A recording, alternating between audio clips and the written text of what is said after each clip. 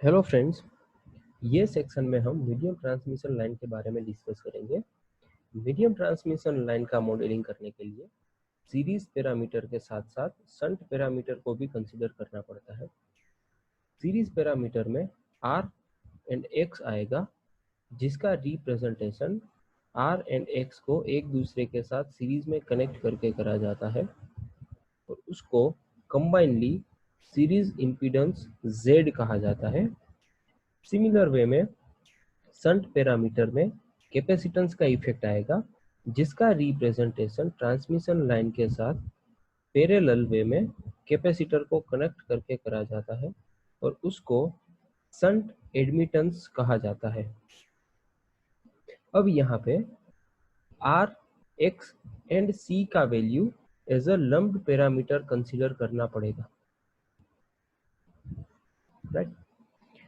सो अब medium transmission line का modelling करने के लिए हमारे पास टोटल दो मेथड्स है। एक मेथड है जिसका नाम है नॉमिनल टी मेथड,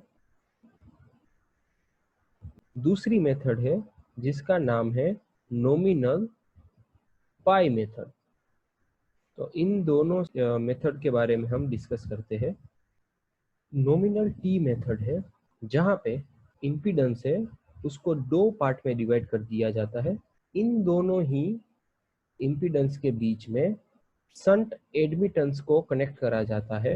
यहाँ पे शेप कुछ इंग्लिश लेटर टी की तरह दिख रहा है, that is why the name is given as a nominal T method. And nominal pi method में टोटल इम्पीडेंस के दोनों ही एंड पे y/2 शंट एडमिटेंस को इंडिकेट करा जाता है। यहाँ पे ये जो सर्किट है उसका शेप पाई की तरह दिख रहा है, इसीलिए ये सर्किट का नाम दिया जाता है नॉमिनल पाई मेथड। यहाँ पे ये दोनों ही मेथड्स का यूज करके हम मीडियम ट्रांसमिशन लाइन के लिए ABCD पैरामीटर्स को फाइंड कर सकते हैं। वो हम इन डिटेल आगे सीखेंगे।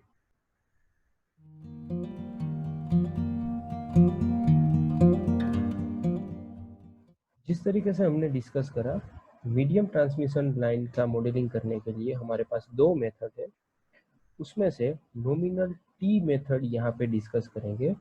तो उसके लिए हमें नॉमिनल टी मेथड का इक्विवेलेंट सर्किट चाहिए। सो यहाँ पे नॉमिनल टी मेथड के लिए इक्विवेलेंट सर्किट ड्रॉ करा हुआ है। तो जैसे कि हम देख सकते हैं यहाँ पे जो सीरीज इम्पीडेंस है उसको दो अलग अलग पार्ट में डिवाइड कर दिया हुआ है, Z/2 एंड Z/2, और शंट एडमिटेंस है उसको उन दोनों पार्ट के बीच में रिप्रेजेंट करा हुआ है। सो यहाँ पे जो ब्लू कलर से नोटेशन है वो सेंडिंग एंड रिप्रेजेंट कर रहा है। सो Vs that is sending end voltage, Is that is sending end current. Red colour का जो नोटेशन है वो रिसीविंग एंड इंडिकेट कर रहा है। सो यहाँ पे Vr receiving end voltage and Ir receiving end current है। यहाँ पे शंट एडमिटेंस की वजह से करंट IC फ्लो हो रहा है और यहाँ पे उस करंट के अक्रॉस वोल्टेज V डैश है वो रिप्रेजेंट करा हुआ है। सो अब हम KVL के इक्वेशन यूज करके ये इक्विवेलेंट सर्किट के लिए ABCD पैरामीटर फाइंड करेंगे। सो यहाँ पे हम अगर V डैश का इक्वेशन लिखे तो कुछ इस तरीके से लिख सकते हैं that V dash that is equal to VR plus IR into Z/2। ये इक्वेशन नंबर 1।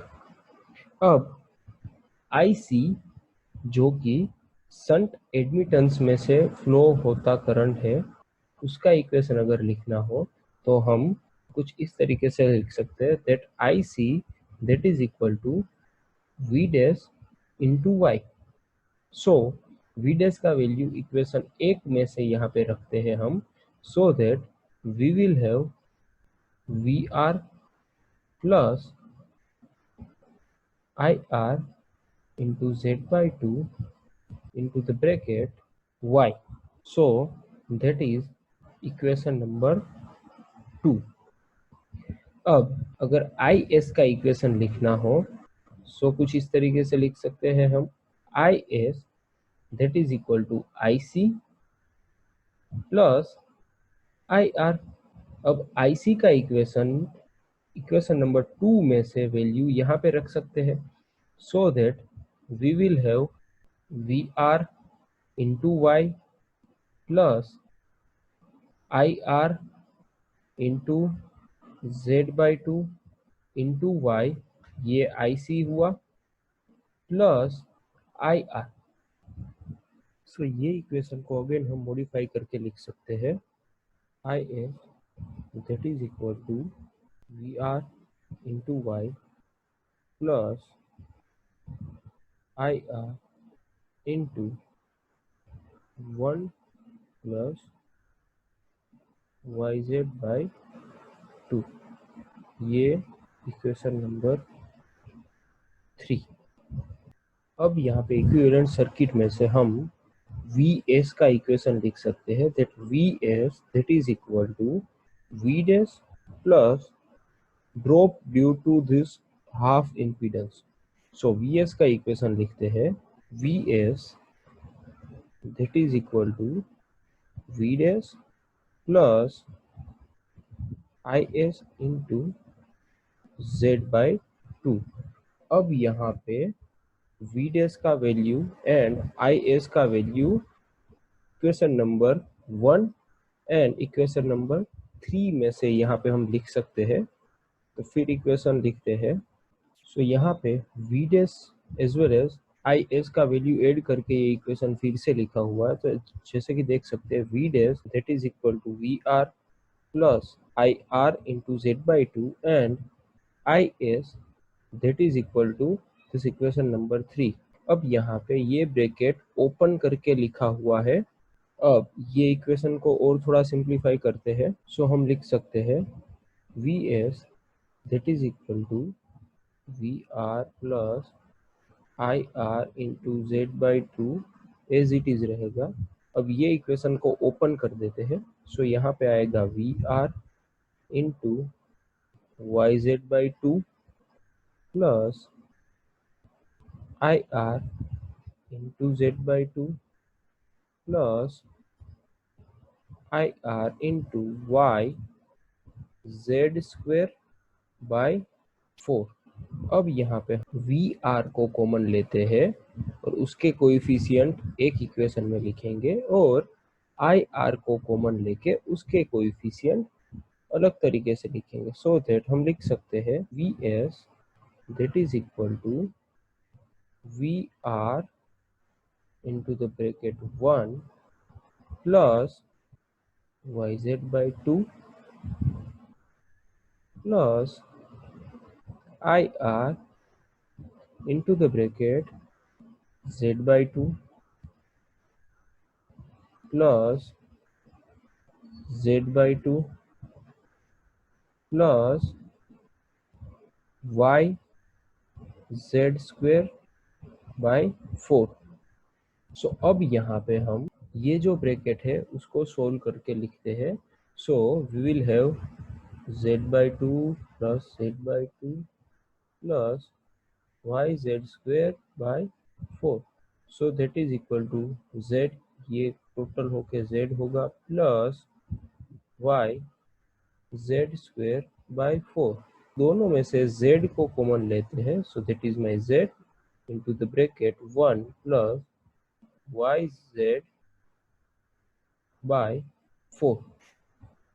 सो ये इक्वेशन का इतना पार्ट हम यहाँ पे फिर से ऐड करके हमारा फाइनल वी एस का इक्वेशन लिख सकते हैं और V S that is equal to V R into 1 plus Y Z by 2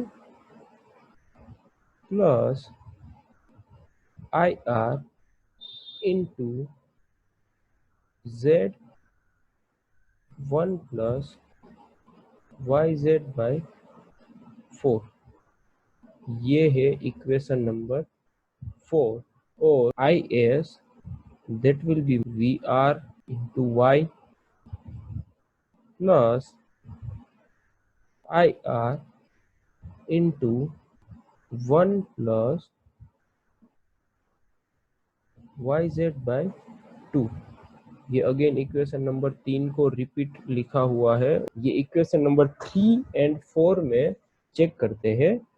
left hand side पे V S and I S है, राइट हैंड साइड पे V R and I R variable है, और उनके कोएफिशिएंट से हमें A B C D parameter मिलेंगे। So हम मैट्रिक्स के फॉर्म में equation number 4 and equation number 3 को कुछ इस तरीके से लिख सकते हैं। यहाँ पे आएगा V S I S matrix, यहाँ पे आएगा V R I R matrix. अब वी एस के इक्वेशन में वी आर का कोएफिशिएंट है 1 plus Y Z by 2। V S के इक्वेशन में आई आर का कोएफिशिएंट है z into 1 plus Z by 4।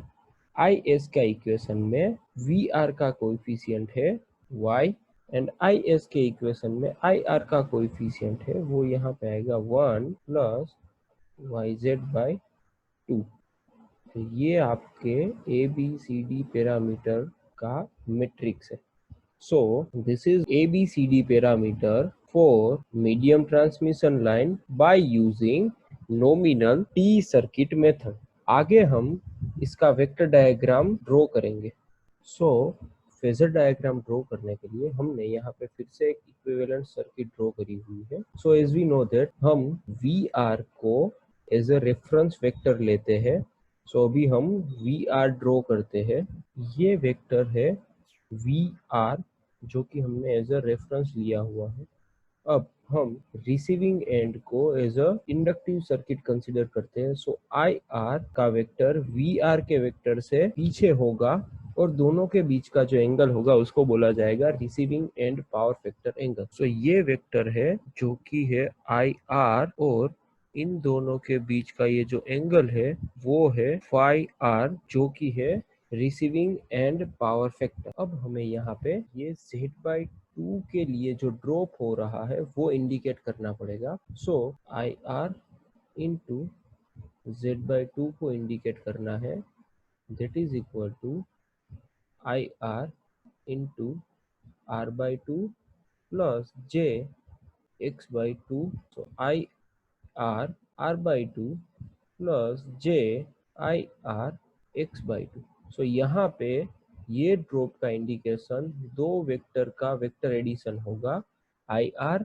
Into R/2 जो कि आई आर की डायरेक्शन में होगा, and I R into X/2 जो कि आई आर से 90 डिग्री शिफ्ट होगा।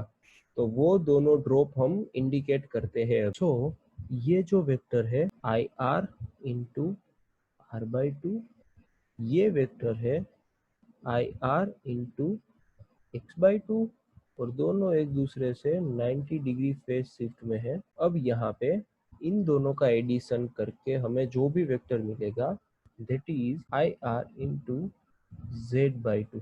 As we know from the equivalent circuit that IR plus IR into Z/2 that will voltage V dash। सो अभी V डैश का represent करते हैं। तो यहाँ पे हमें ये जो भी वेक्टर मिल रहा है it is my vector V dash, और as we know that current है वो कैपेसिटिव करंट है, इसीलिए वोल्टेज से 90 डिग्री फेज शिफ्ट में आगे रहेगा। So this capacitor current is indicated by IC. This IS, that is nothing but the addition of IR plus IC.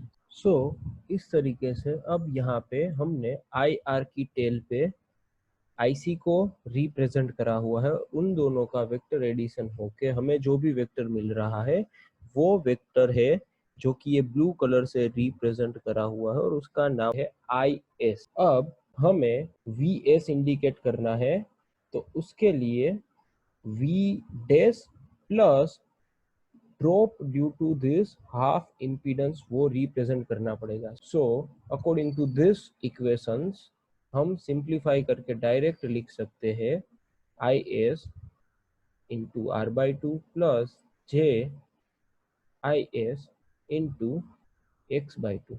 सो यहाँ पे I S into R by two का direction I S vector की direction में होगा and I S into X by two का direction I S vector से 90 degree shifted होगा, तो वो हम रिप्रेजेंट करते हैं। So as we know that this vector will be I S into R by two vector, ये वेक्टर है I S by two vector, और इन दोनों का वेक्टर एडिशन जो वेक्टर मिलेगा that is I S into Z by to.